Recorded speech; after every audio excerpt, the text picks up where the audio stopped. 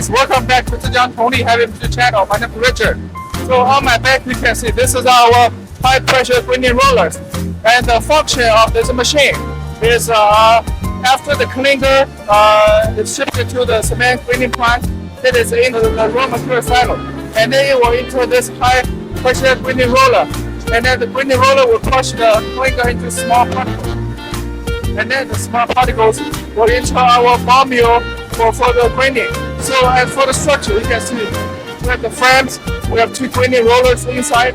Now it's all covered up. And then on the back we have the motors and also the couplings. So you can see this grinding roller has operated for 10 years and it's still functioning well. I will introduce about other parts of the grinding roller. So now let's go to the back of the grinding roller.